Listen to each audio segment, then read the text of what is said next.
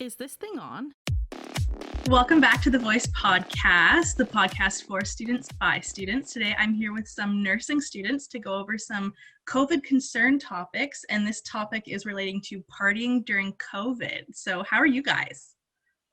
Good. Thank you. Good. School and classes doing okay, even though everything's online?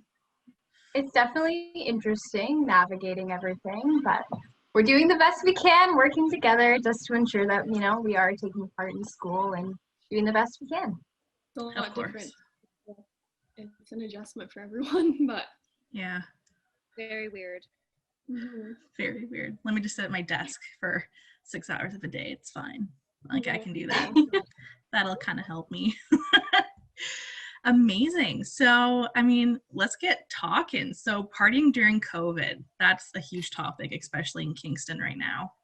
So, we all hear about different things, all from different news sources and stuff, but how would you say from your research and stuff that you found COVID is transmitted?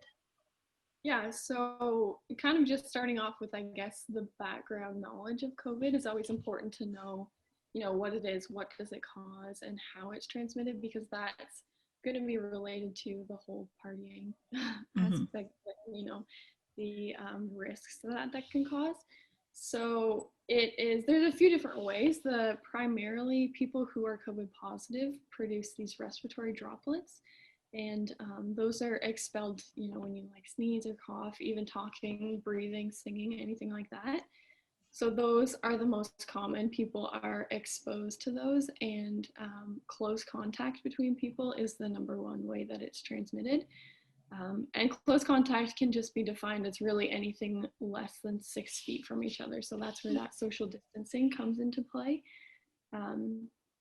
Respiratory droplets are the most dangerous and the ones that transmit it the most. And it's important to remember that people who are symptomatic and asymptomatic can both actually transmit COVID. And it's interesting because I know I've had conversations with people who didn't know that or just don't believe that.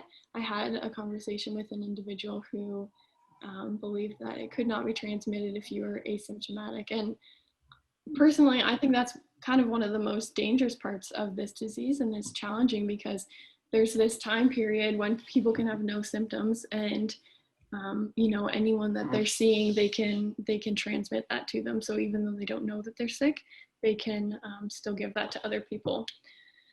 And then another way it actually can be transmitted through airborne. So that's when those same respiratory droplets are expelled, but they remain in the air.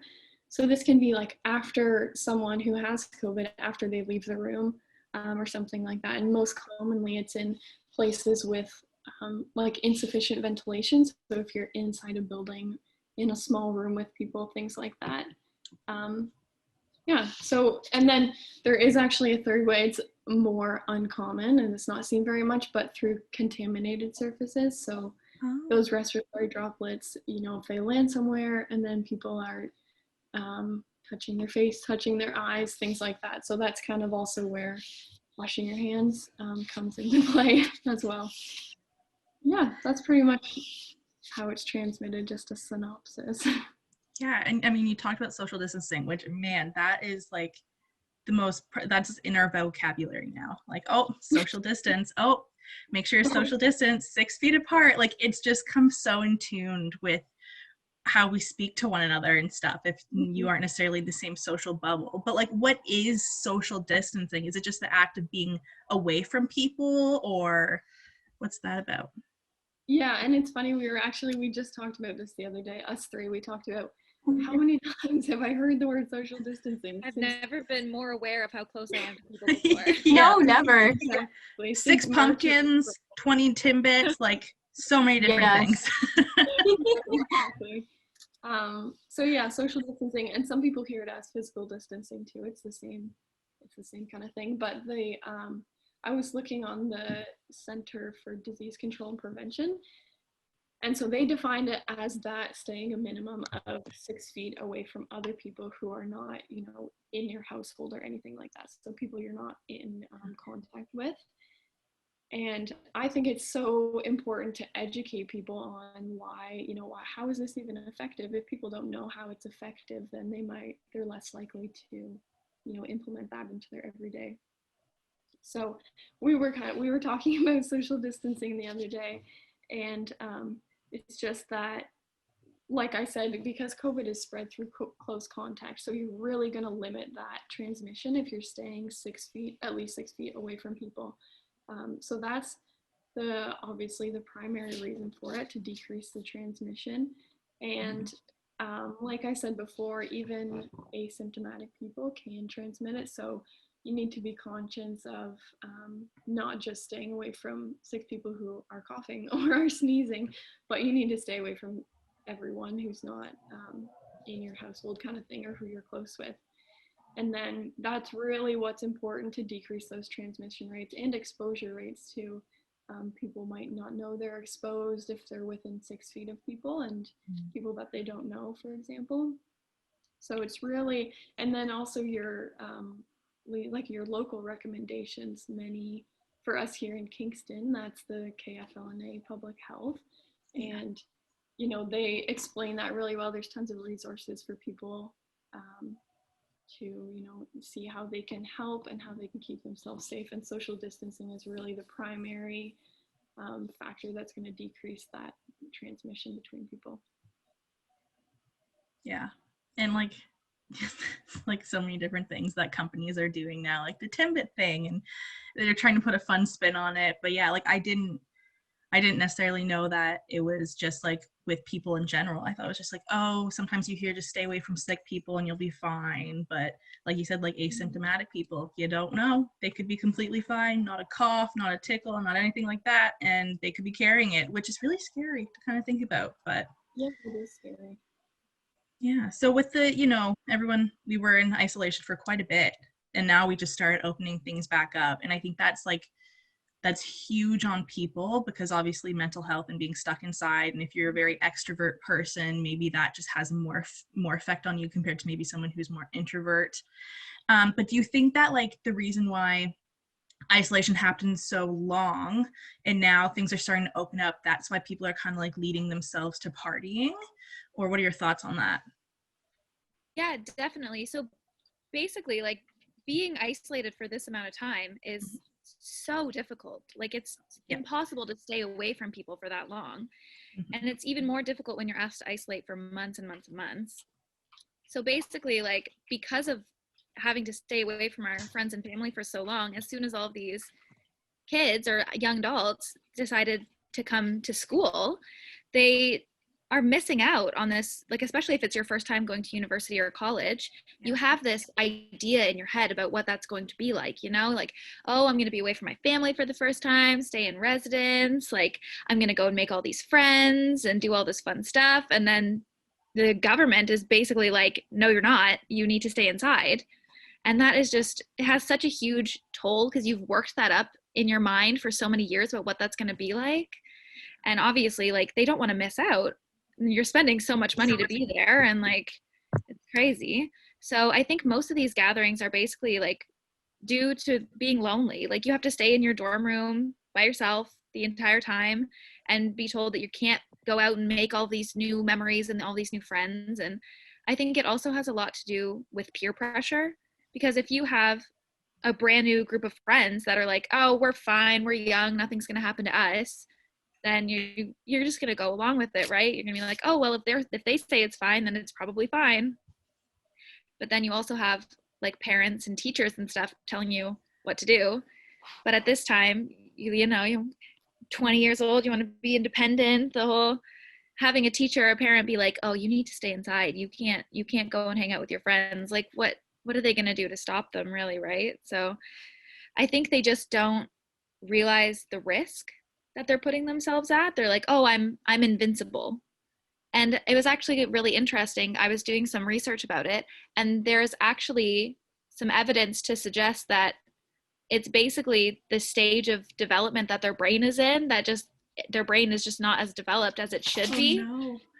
So anywhere from, your brain doesn't actually stop, like, it's not fully developed until you're like mid-20s. And basically in this life stage between like when you're just going off to college and university, the subcortical areas in your brain, which are basically responsible for things like emotion and pleasure and hormone production, they develop earlier than the prefrontal areas of your brain, which are responsible for things like planning and execution of behavior and logic. And basically, this can create an imbalance in the brain during adolescence and early 20s, which accounts for what we know as like the typical adolescent behaviors, which includes risk taking. So they literally just cannot fathom the fact that these might have long-term consequences. So that was pretty interesting too. It's not just that like, oh, I don't care about what's going to happen. It's like basically biologically, you just cannot seem to fathom what that's going to be like in the future. It's their brain, not their decisions. Exactly. Yeah. Yeah, but I think it's like there's also that sense of like rebellion. Like you're saying, like teachers and parents are saying like you shouldn't do that, you can't do that. But now they're here in Kingston or wherever they went to school, and now they don't have that parental figure. So like, oh, it's time to rebel. Like I can have my way that I want to do. And it's like, well, maybe we should do it in a safe way. I was an hour away from my family when I first came to college. So like what were my parents going to do to stop me from doing something that I want to do, you know? And they're so far away. You can just tell them, give them the best information that you can and hope for the best. Like, yeah, and definitely like with first years and stuff, like if you're in second year or whatever, like you kind of know the whole university, college life, like you did it in first year. But for first years who like you said, have been like dreaming of it, picturing what their dorm's gonna be, have all the Pinterest boards and everything ready, and then it just all gets like disrupted, and they're like, well, what do I do now? Like, I want to have this experience, so like I gotta do it because first year is the time to do that. And I think, yeah, there's a lot of contradicting things like that. Yeah, I think. Yeah, so like, I mean, talking about news and people coming to Kingston, we've been in the news quite a bit recently with different types of things like parties and stuff going on university campus. So yeah, any info on that kind of thing? Yeah, so we know a little bit historically. We've had a little bit of issues with street parties, large crowds kind of in the Queen's Campus University District. This isn't necessarily new news, but in light of the fact that we are in a pandemic, right, it does definitely bring in different type of concern, not only for the public, for healthcare providers, for the students themselves, for parents, the community as a whole, right? We even had Gordon Downey here shut down, right? And restrictions on homecoming, fines now are being out, as well as potential academic consequences if students are found to participate in this, right? And it's difficult, right? Because actions do affect other people. And we know, based on what the CDC as well as Government Canada released, about when you think about who's at risk, right? So who do these, how do the consequences affect these populations, right? So we know that things like older adults, right, especially over the age of 60, are more at risk. People really of any age that have a chronic medical condition, so something like lung disease, heart disease, diabetes, kidney, liver, you name it, right? And that can affect anyone of any age group. So they're at risk. People living with a BMI of higher than 40, to some degree those suffering with mental health or disability as well, do have a risk, right? And when you look at kind of the population in which we have in Kingston, right, we do have a decent amount of our population is over the age of retirement. So that's 14.1% of Kingston's population within itself. Never mind when you want to look at the amount of people in Kingston or Ontario in general that have chronic health issues, right? So 1 out of 5 people in Ontario aged 12 and older have 2 or more chronic health conditions. Oh, wow. According to the Canadian Community Health Survey that was done in 2016. So that is a huge demographic of our population that's dealing with that and could be very much affected by the consequences of others. So clearly there's that large demographic risk here. And I mean, it's hard because kind of what Cassie already touched on, right, is when you're looking at that age demographic who are going to school, who could be potentially partaking in things like parties, we know that developmentally at that stage, they're trying to reach what we call like autonomy, right? So they want to be strong, like independent people, they want to create who they want to be, and that's really important to them, right? And that's kind of where we start to get a little bit of that rebelling, because they're like, I'm going to be my person, I'm going to do this, you can't tell me what to do. And kind of a funny, like, little light way of saying it, but yeah, that's definitely a big deal. And the fact that peer support, pressure, and perceptions are huge to them, just like you guys discussed before. The idea that if you're in a friend group and maybe you say no, you don't want to go out and party or hang out, or you want to follow restrictions, then all of a sudden there's that fear of, oh my goodness, if I say no, then I'm not going to be invited, I'm not going to get to hang out with them, and then I'm going to be alone forever, have no friends. And that's huge and something we need to think about. And the idea that we know that they do rebel against anyone kind of getting into their autonomy, we have to think about ways in which we can try to diminish the risks of these populations. When we talk to younger people, how we're saying how to do things, it's extremely important. I know Molly and Cassie and I in school, we go through that all the time. We talk about how to do health education, how to make learning plans, assess the person you're going to be talking to, and create a plan based on them, where they are at developmentally, et cetera, et cetera. And it's huge. And one of the suggestions too is, we know that peer influence is huge. So how can we apply that, right? So maybe even doing something like getting more peers involved in advocating for doing these things could be really helpful, because we don't really hear the voice of those people. But to go back, to your question, is we do have a big demographic here in Kingston that are at risk. And unfortunately, consequences of going out and doing things that are like partying, or even just gathering in groups that are not necessarily safe or within guidelines, can definitely impact that group of people. Yeah. And I mean, would you guys say that there's any consequences to this? Like, obviously, possibly getting COVID and things like that. But do you think there's like any other consequences that could possibly come up with if you do decide to go out and party? Well, with anything, so yes, COVID, right? Getting COVID is obviously a big deal. Yeah. Giving that to someone else, even though we know that, we don't necessarily know, but some of the research we've been getting on COVID is that you are less likely as a younger person in general. Of course, if you have other conditions, increases your risk.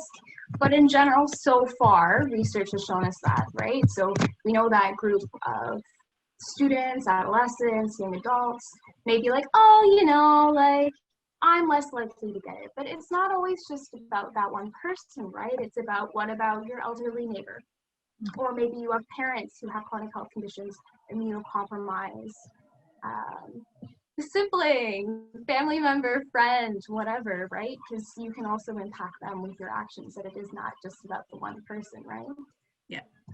And going off consequences too, I know I found this interesting during my research, but the KFLNA Public Health, so they have a bunch of regulations and like restrictions that we need to follow. So they have the social distancing when you're outside, and then that gathering capacity of 10 people indoors and 25 outside. And I don't know, have you ever heard of complaint forms? No. Yeah, so I didn't either, but there's something through public health that if you kind of, I guess, witness or know that someone is disregarding these regulations, then you can submit a complaint form on their behalf, so to say, that gives information, and I'm almost certain that it's anonymous, and you just send it to public health. So that's kind of another consequence that's possible that I didn't know about, so I thought that was interesting. So they're kind of taking that, and like kind of what Megan mentioned, that they are doing fines now, and threatening with expulsion from school, which hopefully makes Yeah, a I difference thought in the student decision, you know. I thought in Kingston they were also eventually, even maybe even on Ontario, they're planning on implementing a quote unquote snitch line, basically. Oh, I heard So about you that. can just call in and be like, hey, these people aren't social distancing, and then they can come out and fine everybody that's there. So Wow. I mean, they're But yeah, really trying there's to. definitely steps in there Right, yeah. to try and Hope to stop have it. consequences, yeah, exactly. To try to, And with all these students, like students are known for being broke, so I mean, Yeah. they're probably not going to want to fine. No, they don't want to spend their money elsewhere that they don't have to. But are there like any suggestions that you might have for students who, instead of partying, can do something, or if you are going to party, do it safely? Like, do you guys have any suggestions on that? Yeah, so basically, like our suggestions for people that obviously you still want to be connected with people, your Of friends and course. family and all that.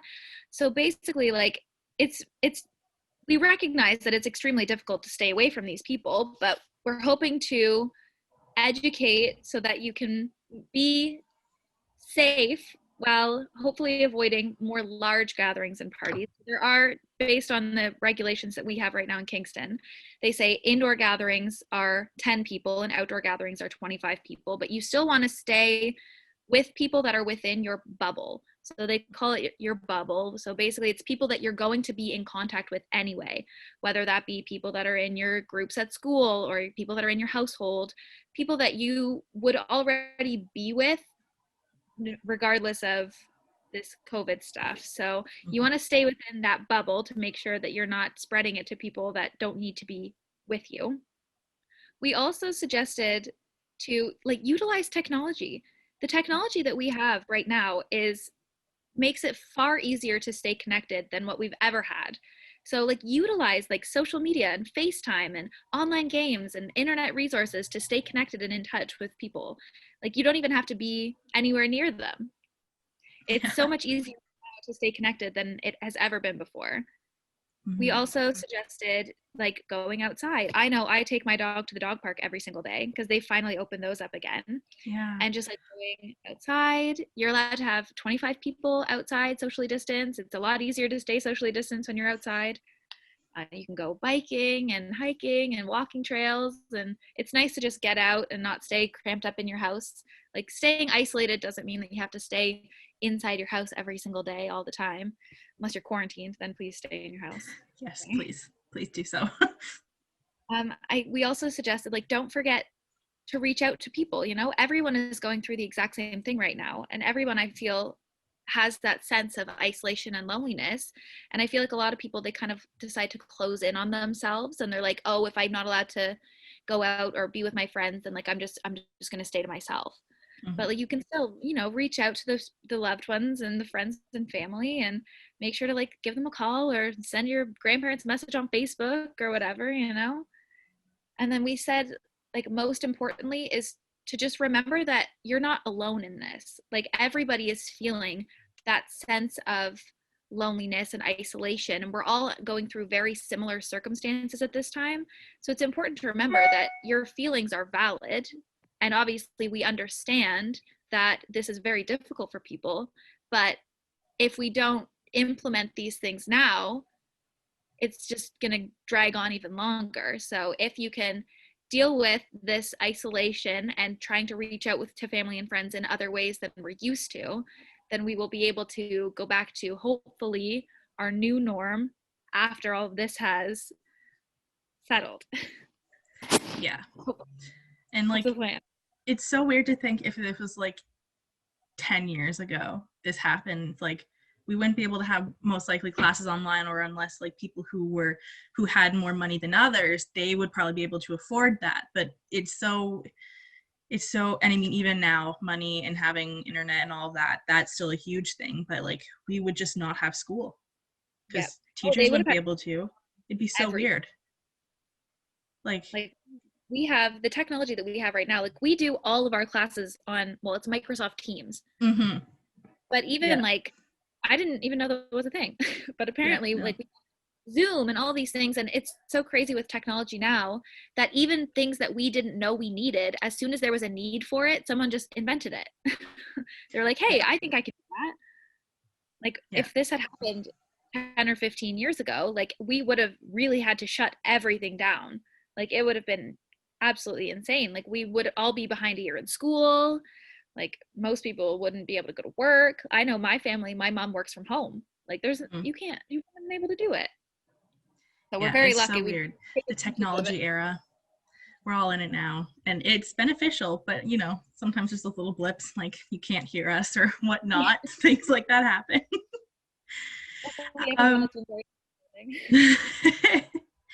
Well, that was amazing. Thank you guys for coming on and letting us know about how to party safely and all the information around that.